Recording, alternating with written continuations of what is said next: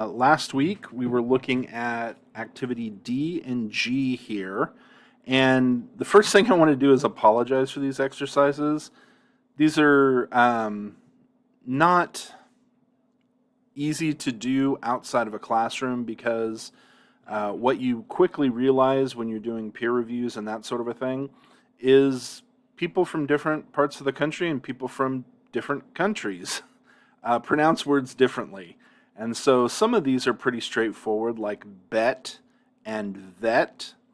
But, depending on how you pronounce the shurik, this might be pool or it might be pull.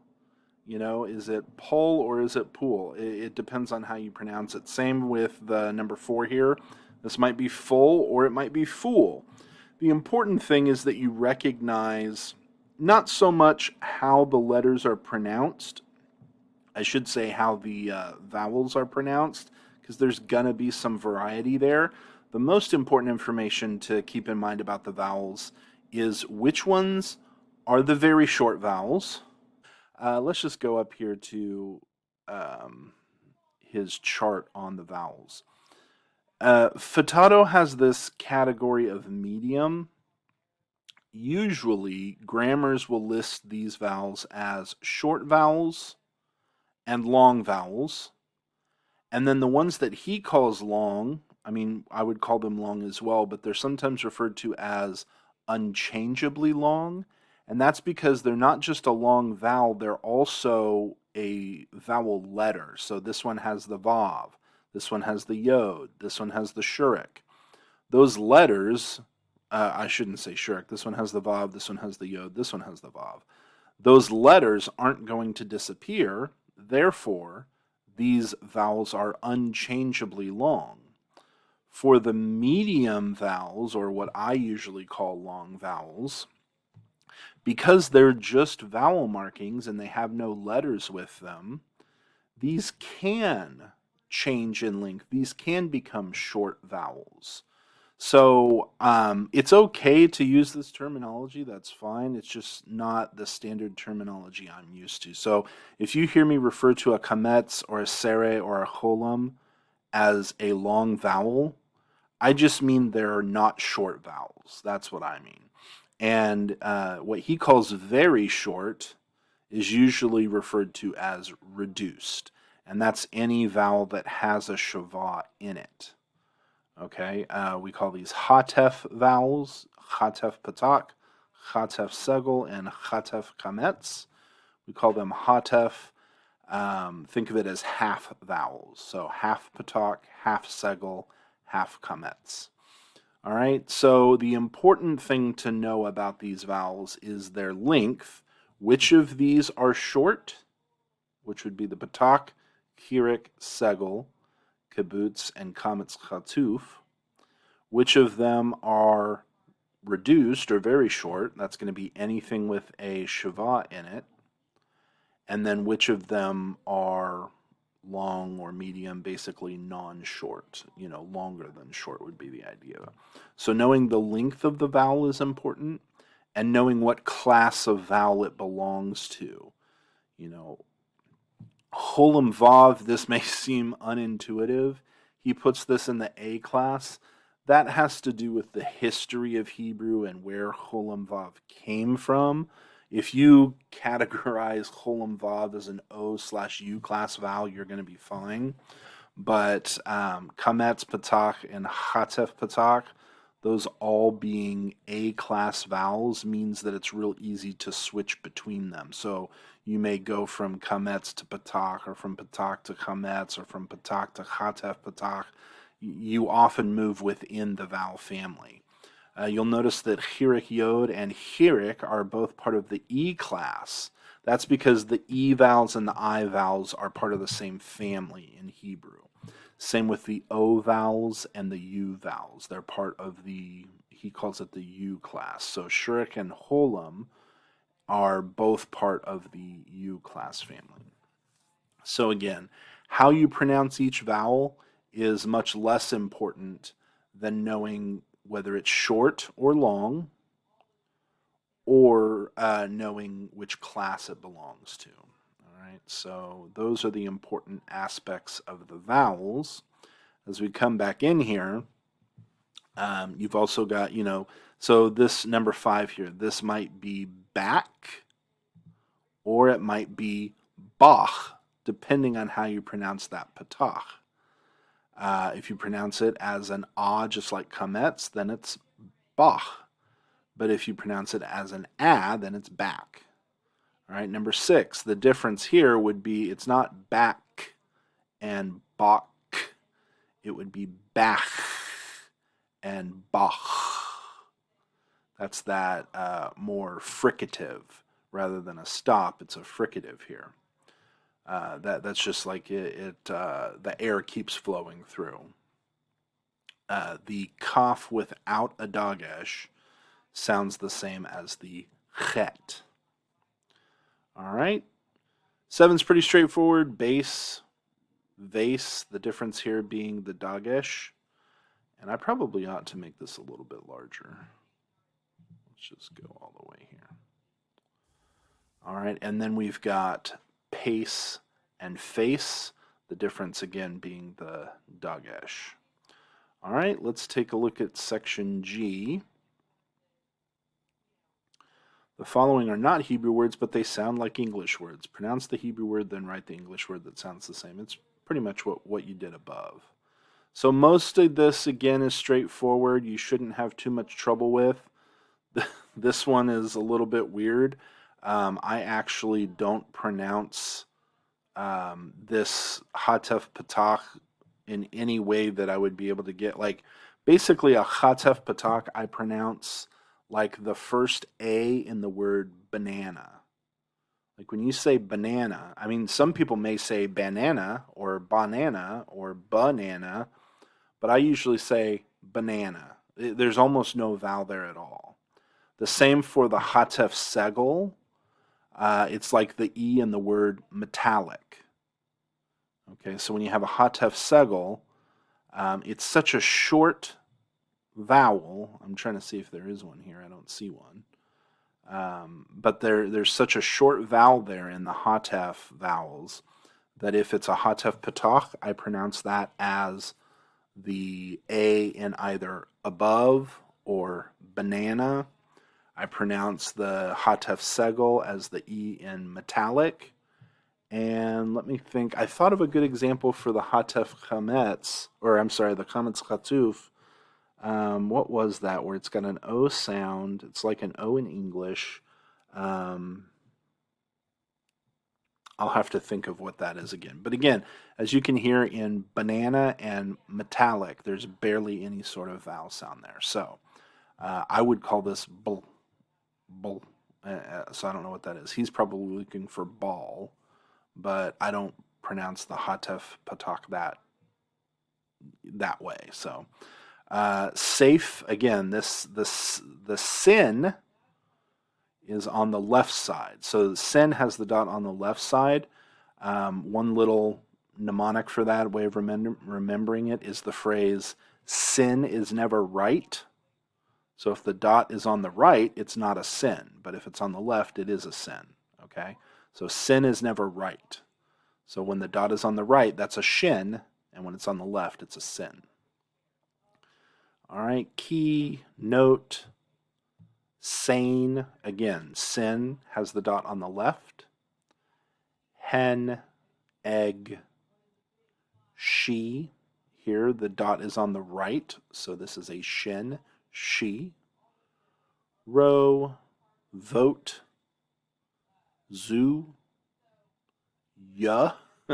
I don't know if he's looking for you here, but I would pronounce the kibbutz as so ya is what I would do. This one here, I guess he's looking for something like nod, but again, this kametz chatzuf, or I'm sorry, hatef kametz, this has a very abbreviated sound. Bake, cake, se. I mean, maybe he's looking for C, but se is how I would pronounce this. Here, I would pronounce this one as C. Oats, vet, lean, aim. And I said uh-oh here because this is the point where I show you that we say that the aleph and the ayin are silent letters in Hebrew. They don't make a sound. And that's kind of true. They don't make a sound, but you can hear them. Now, how do you hear them if they don't make a sound? Well, you notice them by their absence, okay? So the sound that these letters make is what's referred to phonologically, I guess, linguistically. It's referred to as a glottal stop. There's a part of your throat, excuse me, that's called the glottis, and the glottis opens and closes to allow and prevent air from coming through. So, what the ayin and the aleph represent is a either a burst or a closing of the glottis. And we do this in English. We don't have a letter for that, but you can hear the glottal stop when you say uh-oh, uh-oh. The pause between and oh. So you can actually hear it when you just say uh. And actually the glottal stop in a lot of, and I'll just speak as a Midwesterner, a lot of Midwesterners, when a word ends with a T, for example, the word robot. When I say robot, I don't actually say robot. I usually say something like robot, robot, robot, robot. I don't really do the T sound, robot. I do robot, and I have a glottal stop there. Okay? So, and that's just weird. I don't know why Midwesterners would say it that way, but that that pause that you hear, that's your glottis closing the airway to prevent air from coming through. And so that's actually what the ayin and the aleph are marking, is that glottal stop. So you can hear it when you say uh-oh, because it's that pause, it's that break. That's the glottal stop. So instead of just thinking of this as aim, it's actually aim. Like, in order to get that A out there, you have to burst through your glottis. And that's what the aleph and ayin represent. You can see this in the Hebrew pronunciation of the word for Israel, Yisrael, Yisrael. There's a pause there. And so when you have that pause, Yisrael, that's that glottal stop. Okay, so enough about glottal stops, but that's it, because a lot of people are like, if they're silent, then why even have them? Why do we have these letters? They do represent something. It's just that we don't think of that thing that they represent as a sound. All right, so that's the ayin, or the aleph and the ayin. And if you want to ask, well, then why do you have two of them? Why do you need two silent letters? That again is, they haven't always sounded the same. If anybody has studied Arabic, you'll know that there are Arabic letters that there's more than one that has this sort of glottal relationship, and I can't remember which letter it is, but there's an Arabic letter that actually sounds like a gulp. It's like if you were to call this ayin, you might call that word like lion, something like that. So these are just sounds that we're not used to. So it's just easier for English speakers to think of them as silent because we don't make them and we don't really hear them because they're not part of our language. All right, enough about ayin and aleph. Next, we've got soul. This is a sin. It's on the left, soul.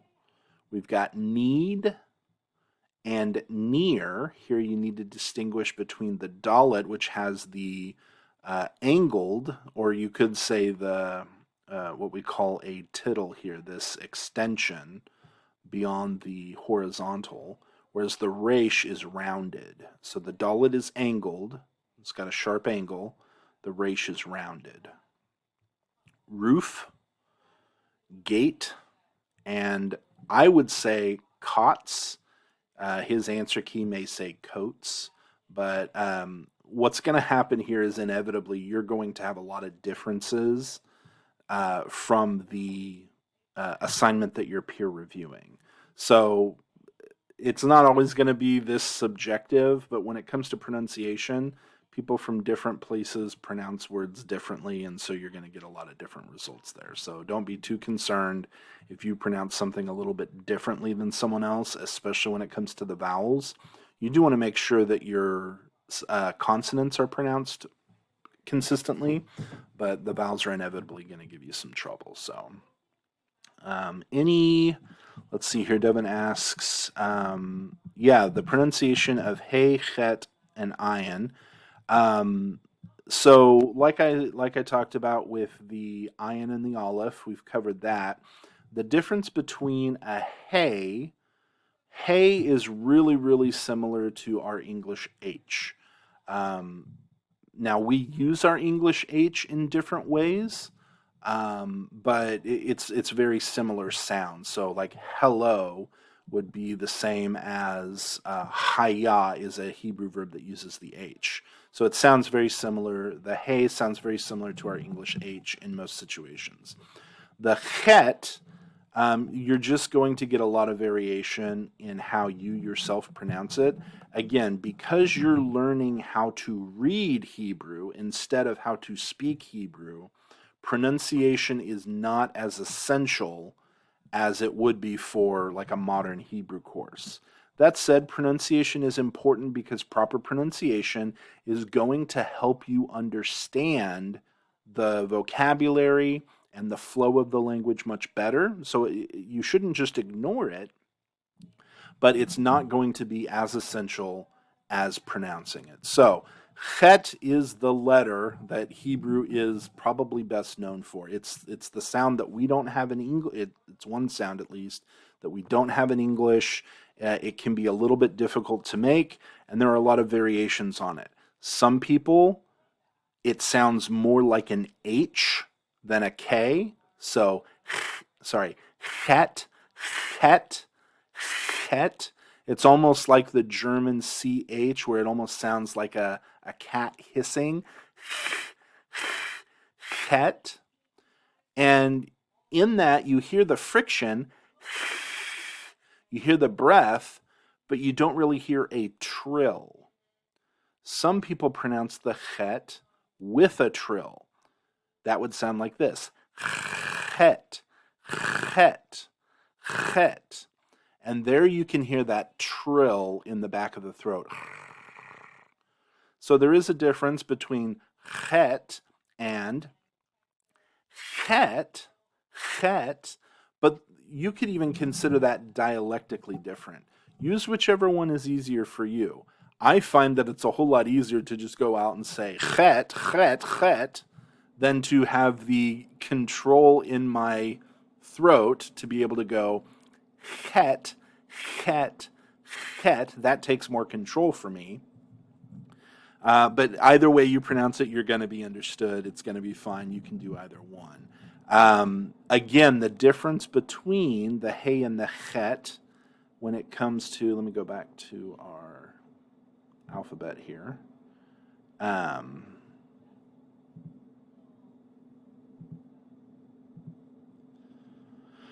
So the difference between, I'm sure he has a chart for these. Here we go. This is one thing that I would not recommend just breezing through. I would not recommend just rushing through this. There are a lot of letters that look very, very similar. So we talked about the dalet versus the resh. The resh is rounded, whereas the dalet is angled. Sort of similar for the kaf. The kaf is rounded on the top and the bottom.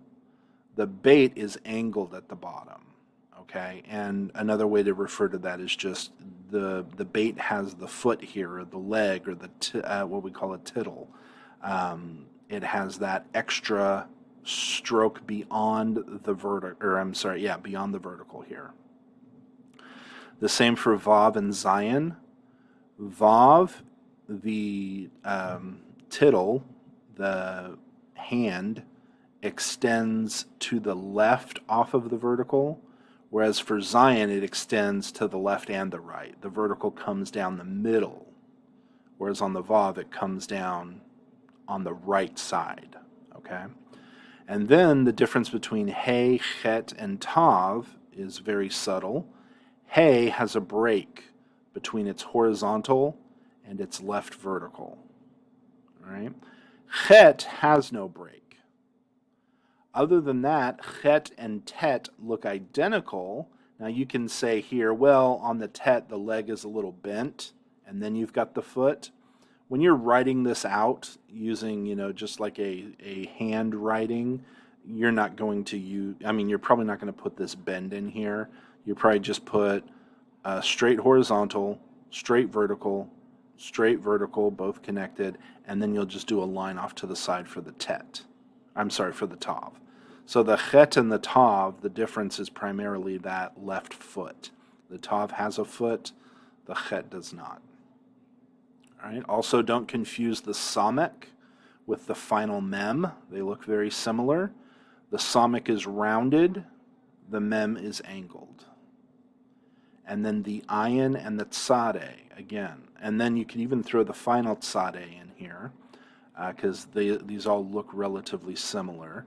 The primary difference here is that the ayin is rounded and the tzadeh is angled. It's a sharper turn here. Right, so there are a lot that look similar, but if a Hebrew student were learning English, I remember myself as far as I think it was third grade, I was still confusing my lowercase b and my lowercase d.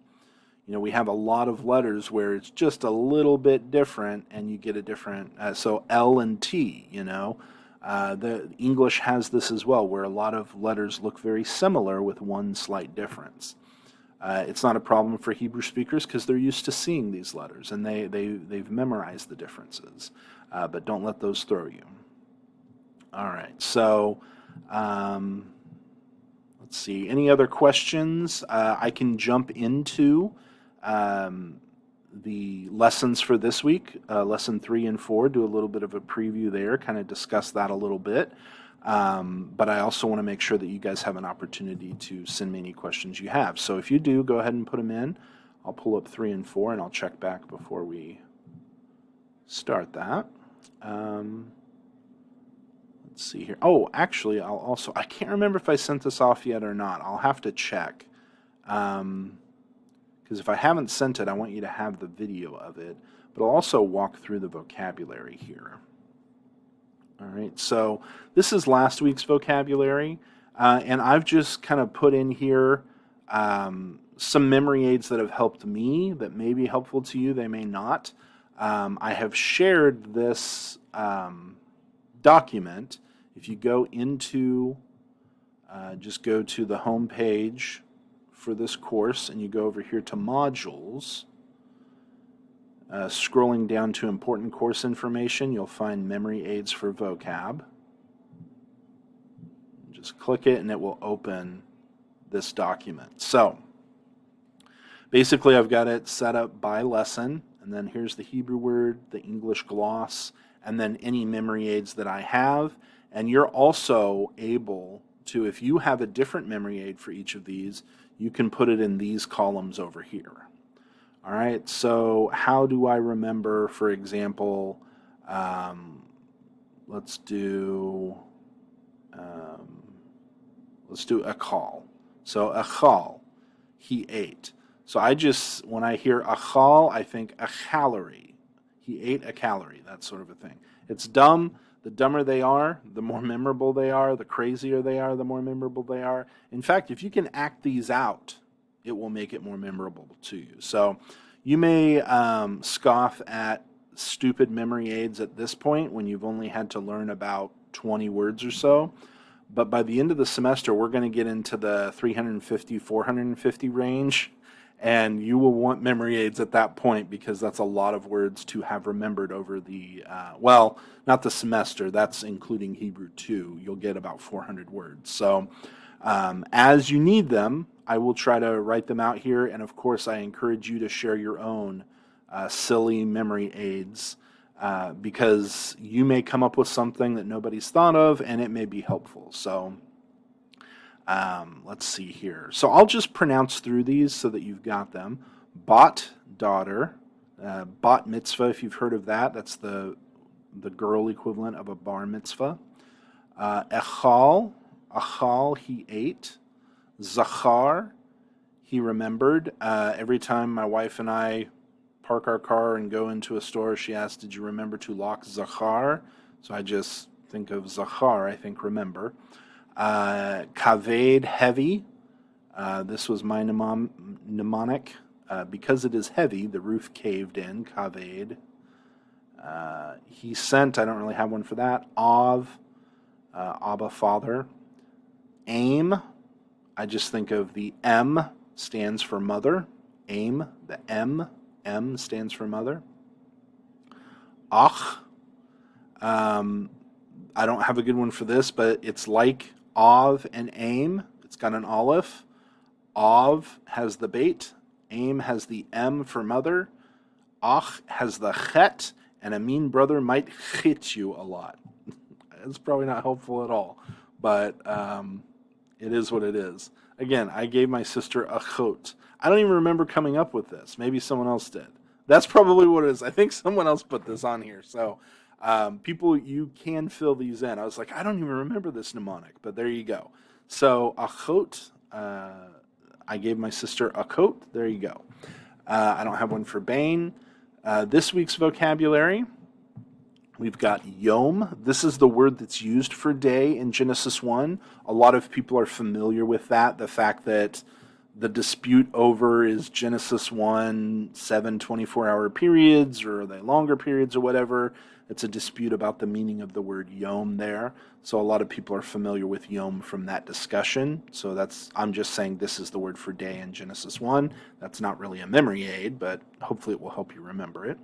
Milchama. I actually didn't have a mnemonic for this, so I tried to come up with one.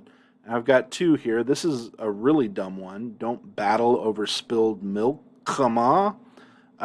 That's terrible because it might make you think that milchama means like cry. Don't cry over spilled milk. So that's not a good one. But then I thought of this like a battle is a military campaign. So milchama, military campaign. That's probably not any better, but it is what it is. Melech. Melech is the word for king.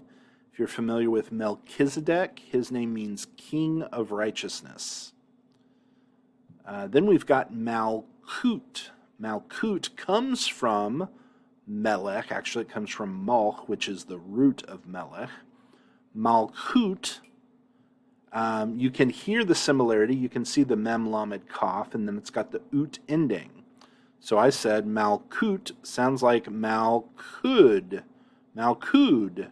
So it's the king's hood. It's his kingdom is his hood. Sorry. Anyways, you got to do what you can. You got to find some way to remember them. So the dumber they are, the more memorable they are. I have nothing for ear, for city or town.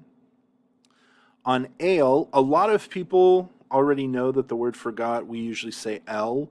The reason why I distinguish here ale is because you got to remember that this is a sere. The word for God, its dictionary form has a sere. And so I say here, note, this is a sere, not a segel. If you see el is a preposition that means in, into, to, or toward. And a lot of people, when they see el, they think it means God. Now here's the tricky thing. There's a particular construction when el joins itself to another word. So if I were to say God of Israel, El Yisrael, when I'm joining el to another word, I would actually switch this sere to a segel. We'll learn about that several weeks down the road. That's called the construct form. Construct, think construction. You're building words on top of each other. Again, we'll get to that later. But that is where it gets confusing because the construct form, the building form of El, switches to a segel, L. And that's where it looks identical to the preposition. So context has to help you out there. But if it's on a quiz and it's just got L with no word next to it, and it's a segel, that's not going to be the word for God. The word for God is going to have a sere if it's by itself.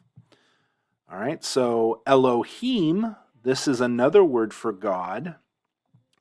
El is a singular word.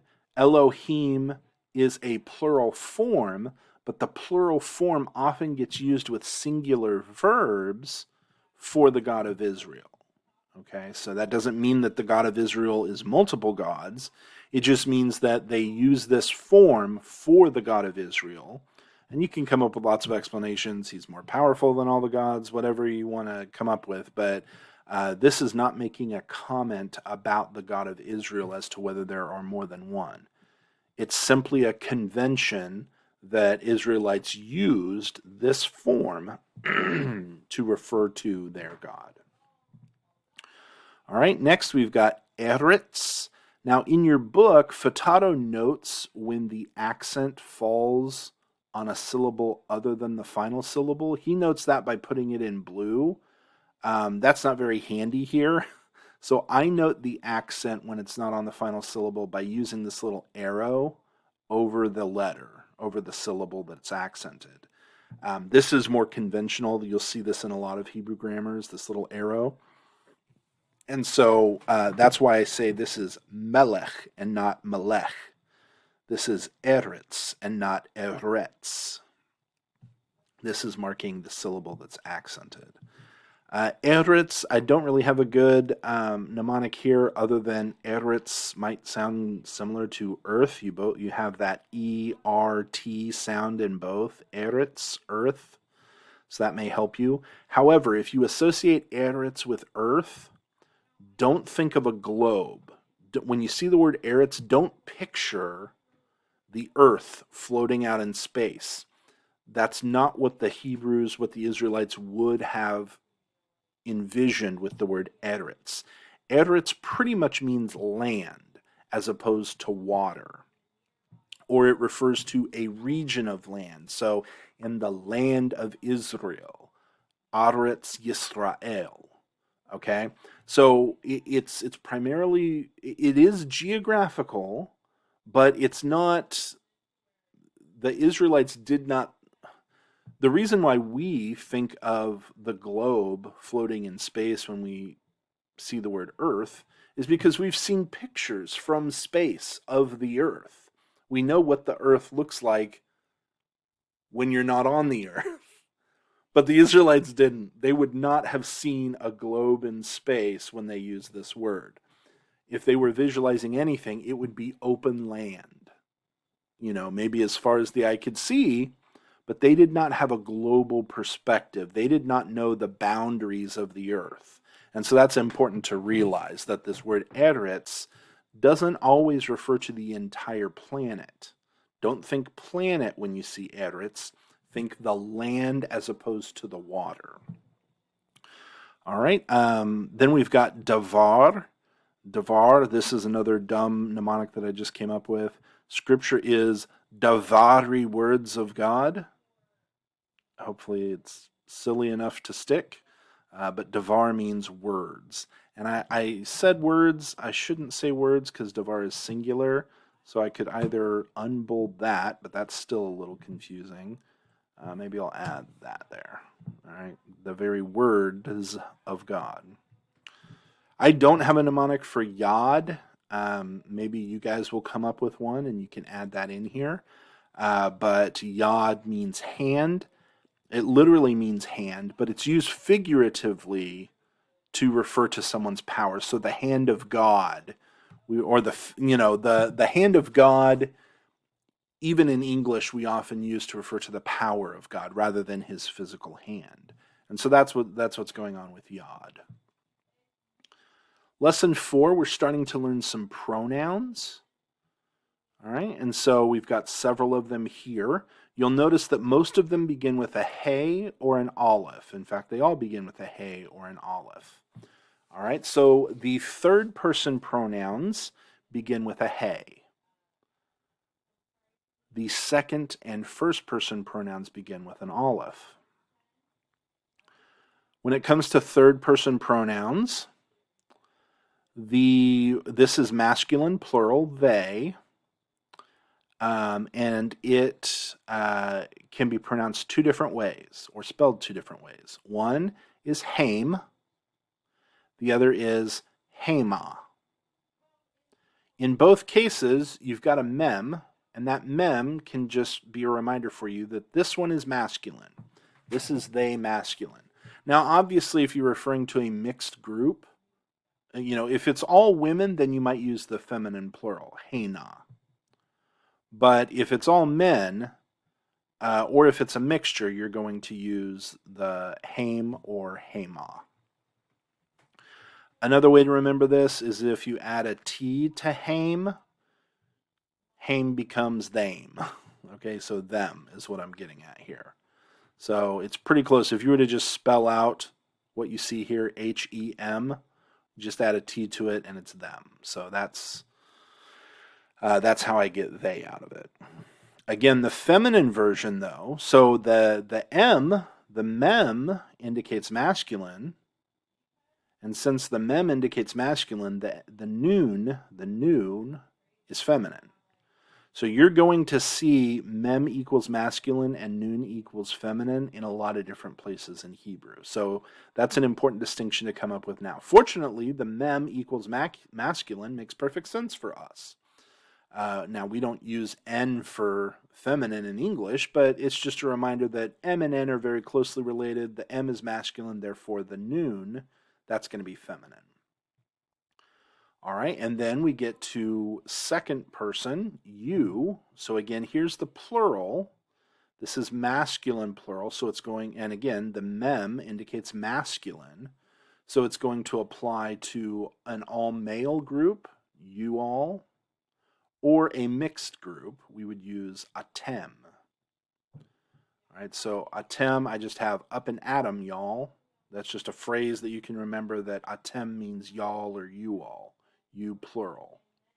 Here again, the mem indicates masculine.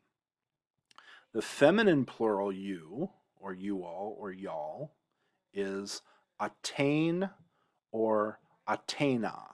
It has two forms, just like haim has two forms. So attain or atena. Here the noon indicates feminine.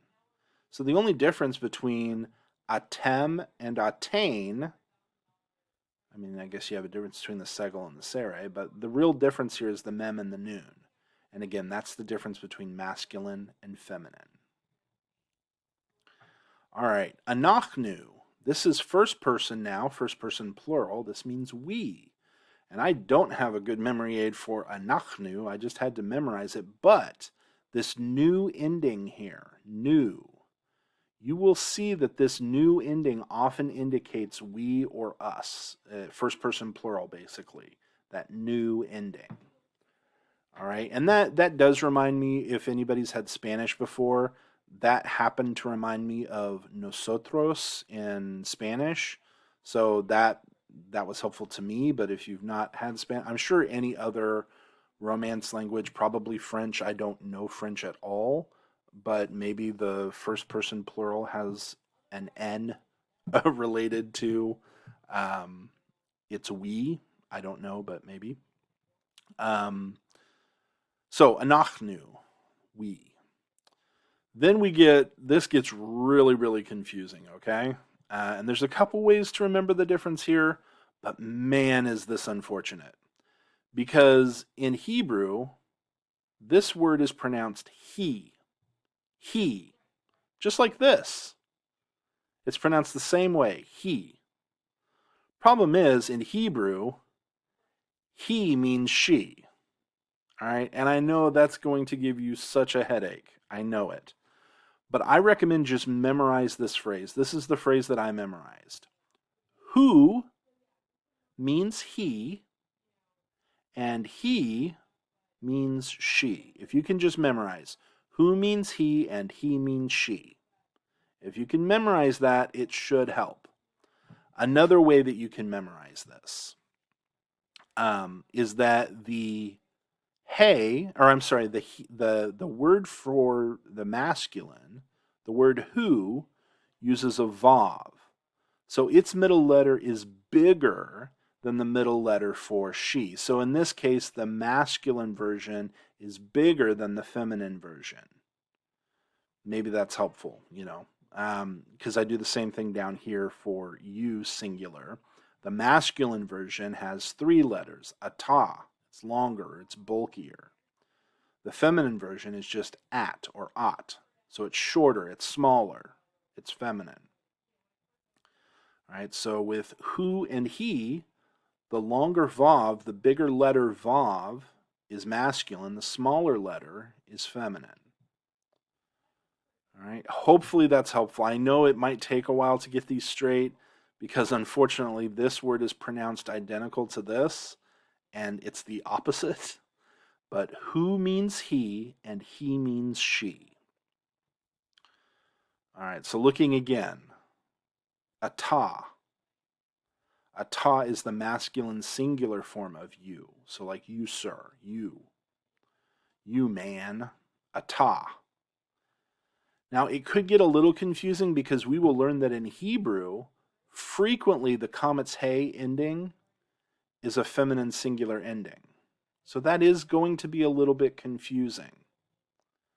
But in this one case, the comet's hey, being the bulkier form, the bigger form, is for the masculine, and the smaller form, at or ot, is for the feminine. The feminine form is smaller.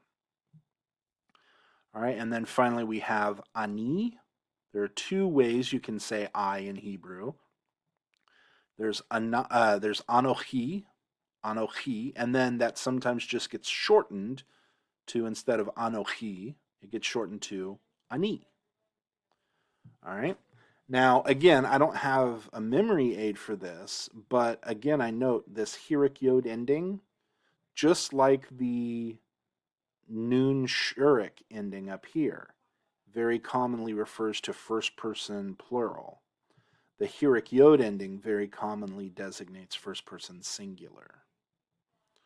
All right, so again, you can access this spreadsheet through the course. Just go into modules, and then underneath of important course documents, important course information, you'll find memory aids for vocabulary. That'll open up here, and every column except for A, B, C, and D, you can edit. So you can edit column E if there's nothing there. If there's something in column E for your word, go to column F, and then you should be able to stretch these out as well. So I want you guys to feel free to add your own mnemonics because that may help others, but I'm going to add what I can for you, and we'll keep going through this through the semester. All right. Any questions? Anything else? I'll jump back over here. Regarding homework. So here's the deal with the homework. I am fine with you changing answers once you check the back of the book. I'm fine with you erasing and writing in a new answer. I'm fine with you using a different color pen or pencil to correct your answers. I'm fine with all of that because the point of the homework is practice, not assessment and evaluation. The homework is specifically meant to get you to practice what you're learning, and so I'm not grading the homework on whether or not you get the correct answers. I'm grading the homework on whether or not you did it. The exams, the quizzes, will evaluate how well you've processed and retained the information. So on those, that's why you can't use a book or anything like that. Now, I do recommend for your own benefit learning, it will be very important to try to complete those exercises without looking at your book. That's called active recall. You're forcing your brain to supply the answer without just looking at the answer. That is the difference between students who remember and students who don't. There are studies that back active recall as one of the most effective ways to retain information. And basically active recall it's no different than just quizzing yourself, testing yourself. That's what active recall is, forcing yourself to come up with the answer. So if you have your book with you and you fill it out and you look at the book each time, I mean, that's fine. You're still practicing, but you're not using active recall, and so it's much less likely that you're going to remember it when it comes to the quiz. So grade-wise, I'm fine even if you want to use your book as you complete the exercises. I'm certainly fine if you go back and change your answers after you've looked at the book. That's certainly fine as well. That's not going to affect your grade at all. But if you're wanting to know what is the most effective way for me to practice this in order to remember it for the quiz, to remember it after the course is over, the most effective way to do that is after having learned the material, then go through the exercises without the help of the book. Skip an answer if you just don't know it. I think it's always best to put something down. Put something down, even if you have no idea. Just put something down. Force your brain to supply something. Even if you know it's wrong, put something down. Then go back, look at the answers in the book, and figure out what you missed. At that point, if you want to correct it, great. It's probably good for you to correct it, because that way your brain is learning, okay, this was wrong, here's the correct answer. So it's probably a good idea to correct your answers. Now, whether you do that by erasing them and rewriting them, or whether you do that by using a different color marker, that's completely up to you. I'm not going to change your grade either way. Like I said, the quizzes are where I find out what you actually know. So hope that answers the question. What is the arrow over the mem? Okay, so there you go. That's what I was covering. That's more conventional for accenting. So Jesse had asked when I pulled up these words on Melech and Eretz. This arrow, that just means that this is the syllable that it gets accented. If that arrow weren't there, you would pronounce this Melech with the accent on the final syllable. But whenever we get a situation where the accent is not on the final syllable, we put this little arrow here to designate that. And that's important to know, because when we start learning about nouns, we will learn that there's a certain type of noun that's called a segulate noun. It's called a segulate noun because usually those types of nouns have a segul in them. There are some things that affect whether or not the segul stays there, but usually there's a segul. So you can see that here, segul, segul. In Eretz, you can see segul, segul. These are segulates. But you can have a segulate noun that doesn't have a segul in it, because the definition of a segulate noun really is a two-syllable noun where the accent is on the first syllable. That's actually not right. It can be more than one syllable. It doesn't have to be two syllables. But the accent is on the second to last syllable rather than the last syllable. All right. Any other questions? Let's take a look, since we've got about 8 more minutes here. Let's just take a look at the lessons for this chapter, or this week rather. And I'll try to go through some of the trickier stuff. Okay, so syllables here. This is important to know what an open syllable is versus a closed syllable. This is all important stuff, because only if you know this can you determine whether a Sheva is vocal or silent. So this is the most important rule when it comes to Sheva. The most important rule for determining whether a Sheva is vocal or silent is by looking at the vowel that comes before the letter with the Sheva. If that vowel is short, then your Sheva is silent. Short and silent. Short is silent. Short vowel, silent Sheva. If it is short, it will always be silent. It's pretty reliable as well to say that if it's not short, it won't be silent. But short is silent, short and silent. This is the most important rule for you to learn when it comes to, is the Sheva vocal or silent. And again, that's why it was important to know which of these vowels in chapter 2 That's why it was important to know which of these vowels are short vowels, because these 5 vowels are the vowels that you need to see before a Sheva in order to call that Sheva silent. So you have to know what your 5 short vowels are. Okay. Let's look back at Sheva. So yeah, the basic question with Sheva is it vocal or is it silent? This is the way you tell. You look at the vowel right before the letter that has the Sheva, and you ask, is this vowel short? If the answer is yes, then the Sheva will be silent. All right, let's talk about the Dagesh. We have the weak Dagesh. This is sometimes referred to as the Dagesh Lene. Lene is just a Latin word for weak. And we have the strong Dagesh, or the doubling Dagesh. That's sometimes referred to as the Dagesh Forte. Again, forte is the Latin word for strong, basically, firm. All right, so how do you tell the difference? How do you tell when a Dagesh is weak or strong? Well, number one, ask yourself, the letter containing the Dagesh, is it a B, G, D, K, F, or T letter? Is it a Beit, Gimel, Dalet, Kaf, Pei, or Tav? If it is not one of those letters, it's a doubling Dagesh. It's a strong Dagesh. If it is not one of those 6 letters, you know immediately. And I can probably put together sort of a flow chart to kind of guide you through what questions to ask. But you know immediately that it's strong if it's not one of these letters. Okay, great. That's a lot of situations that we just instantly know whether it's strong or weak. But what if it is one of those letters? Then how do we know? Because those letters might have a weak Dagesh. So how do we know whether it's strong or weak when it's in one of these letters? Well, the way that we know is we look at the sound that occurs before the Begad Kafat letter. Is the sound a vowel sound or is it a consonant sound? So let's look at midbar. Midbar.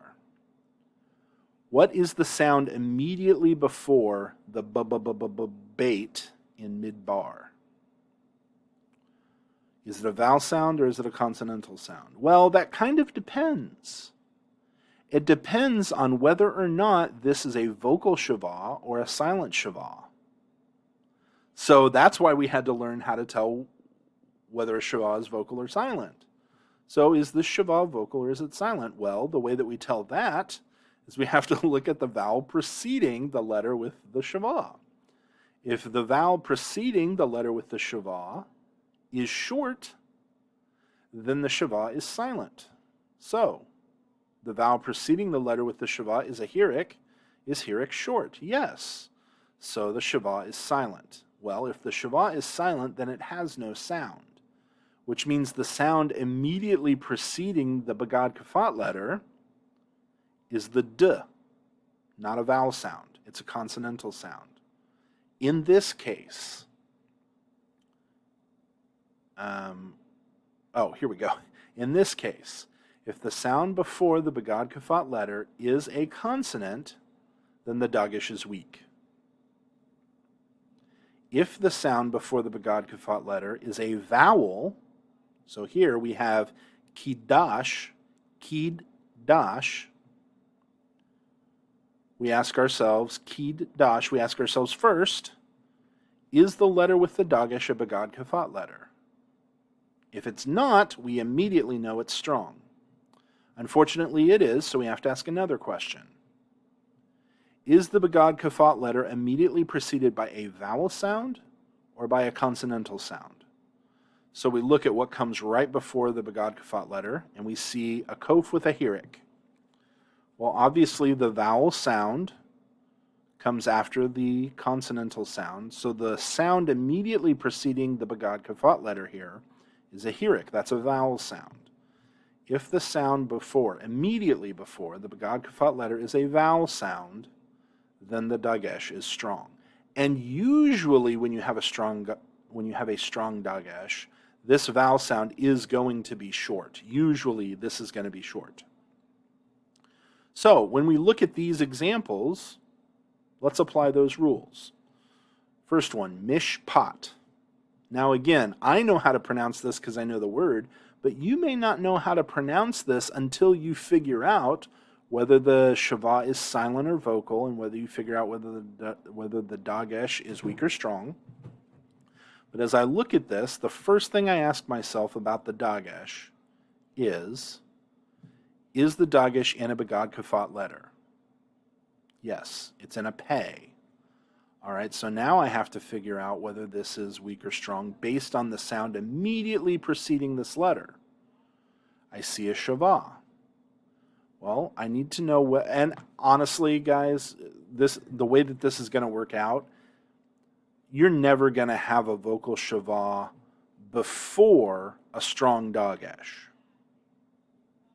So if you see a Sheva here, I mean, I say never, there's never a never, but I got to say like 95 to 98% of the time, if you see a Dagesh immediately preceded by a Sheva, 95% of the time, that's going to be a silent Sheva with a weak Dagesh.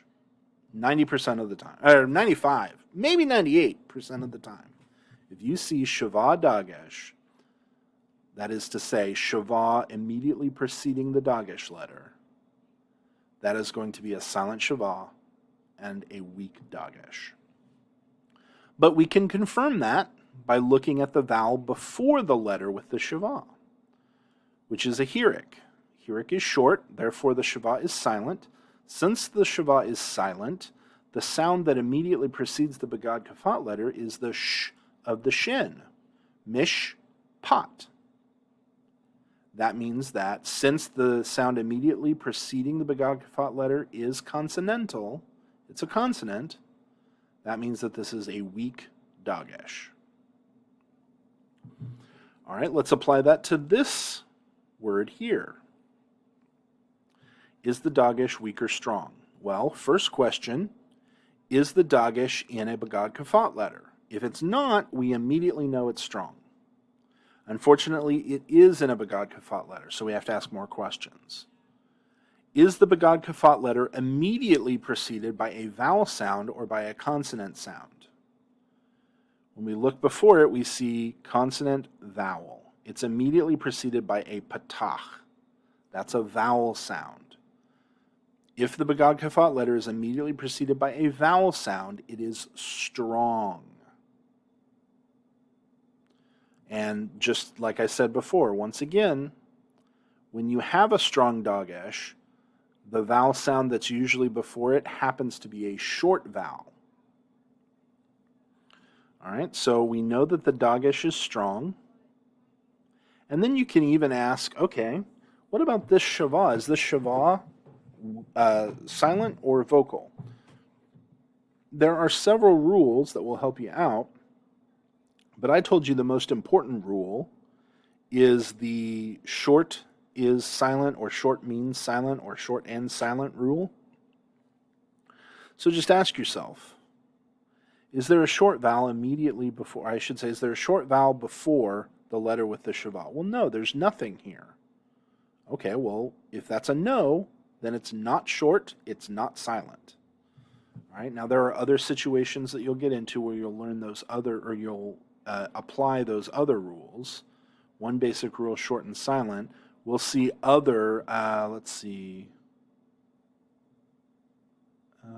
at some point you'll get trickier situations. Oh, here we go.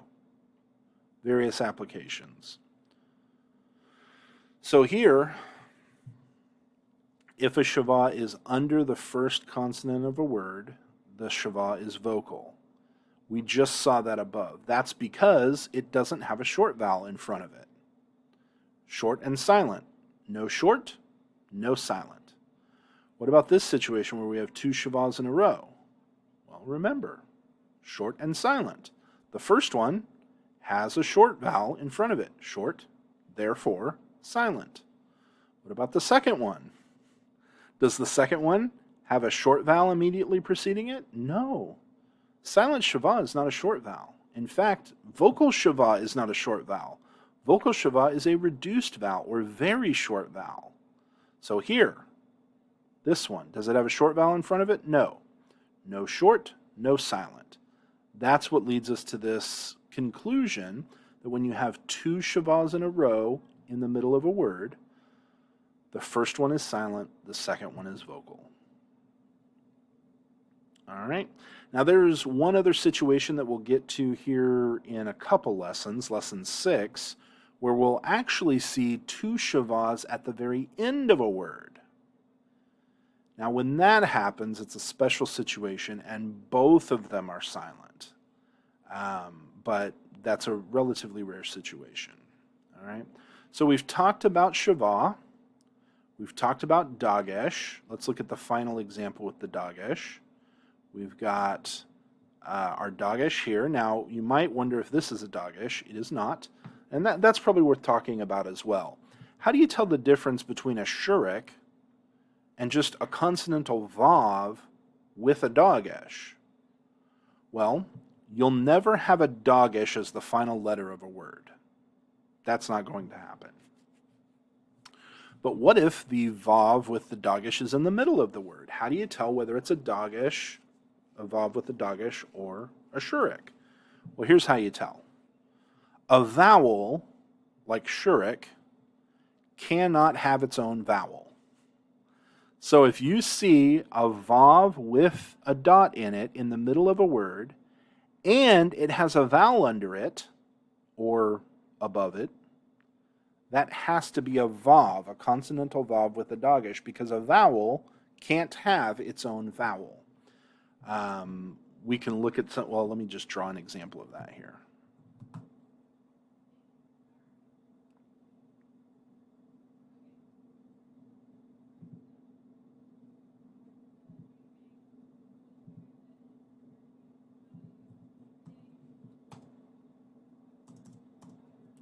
So let's look at the word, I'm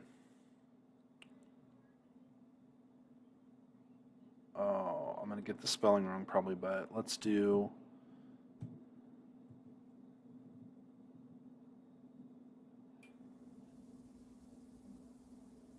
I think that's right. Siva. I can't remember the final consonant, if it's hey, ayin, or aleph, which is terrible. I definitely should know that. You guys will know that by the end of second semester. But looking at this right here, is this a shurik or is this a vav with a Dagesh? Well, because it has its own vowel, it can't be a vowel itself. What about this one?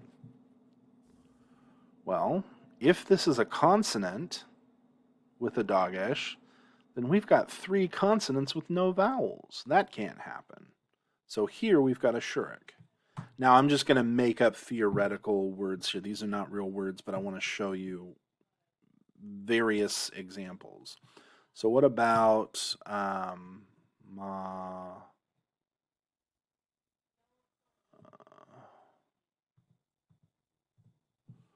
okay, so I'm not even going to pronounce this, but I'm going to have you, that looks really weird, I get it. But we've got a mem with a kametz. Well, a letter can only have one vowel. One letter cannot have 2 vowels. So the mem's vowel is kametz. So there's no way we have a holam vav over here, because there's no other consonant to hold the holam vav. Mem already has its vowel. So this would have to be a vav, consonantal vav with a Dagesh. We also know that this is consonantal because it has its own vowel. The holam here is the vowel of the second vav. Mavot. All right. At this point, I think it will be important to make one more note about how the strong Dagesh works. Let's take a word like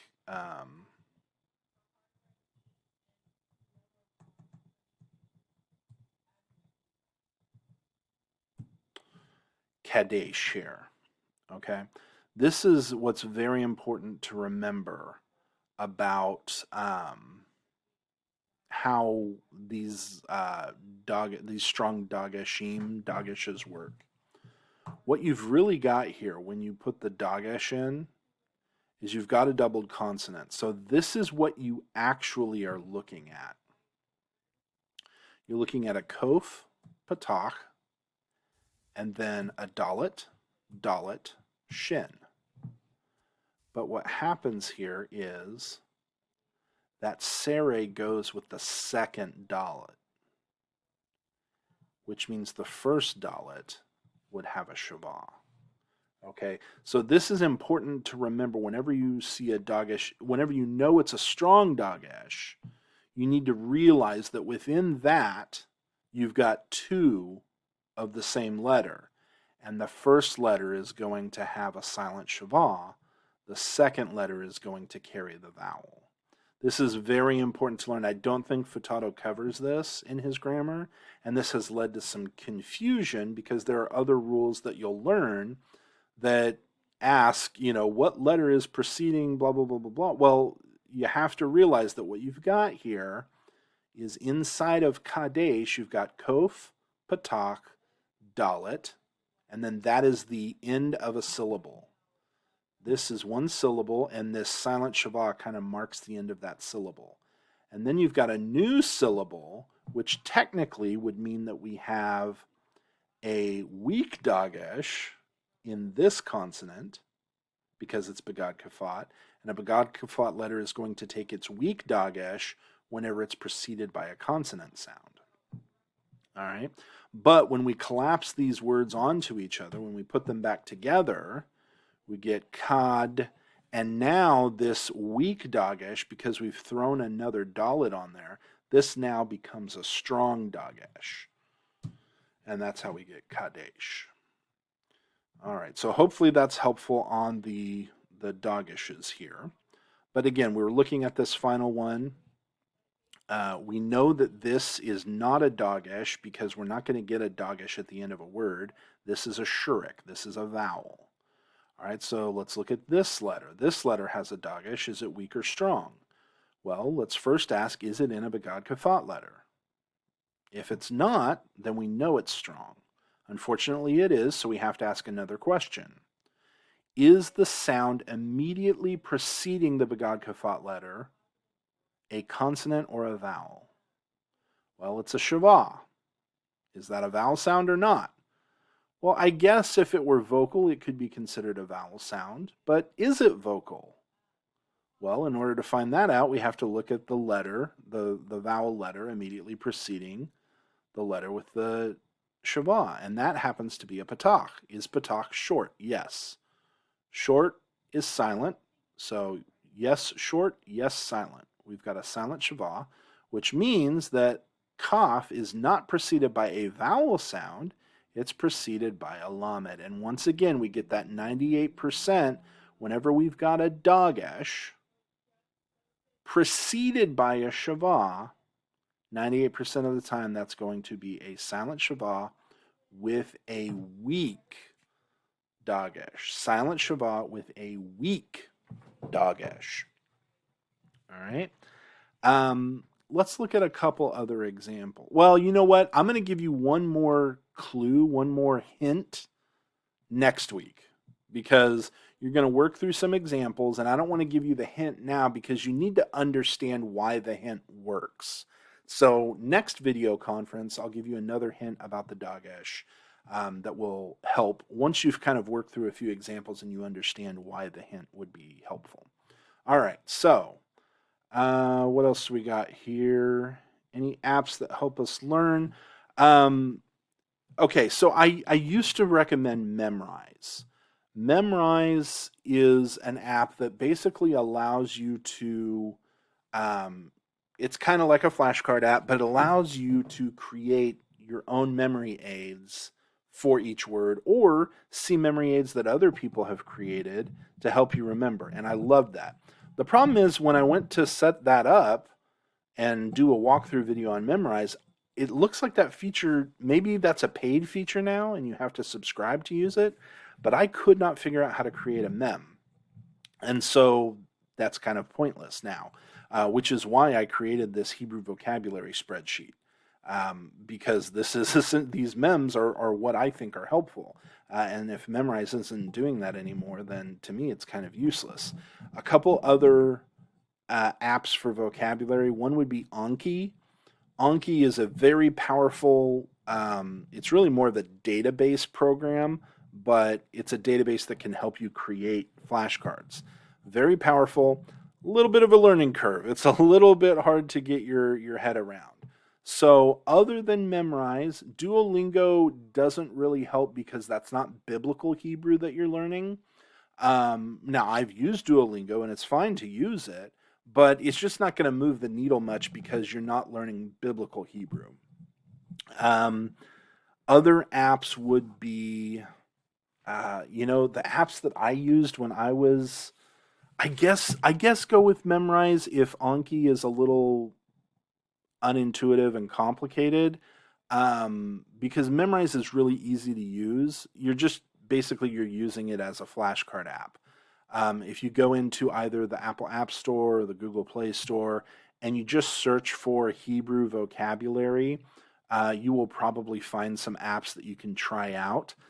The one that I used to use that I used to really like doesn't work anymore. There's I know some apps for Greek, but I don't think they have Hebrew equivalent.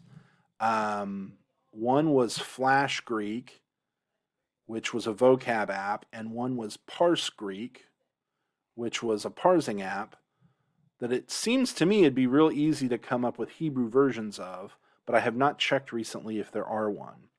Anki is oops, let me get out of my Hebrew keyboard. Anki, Anki.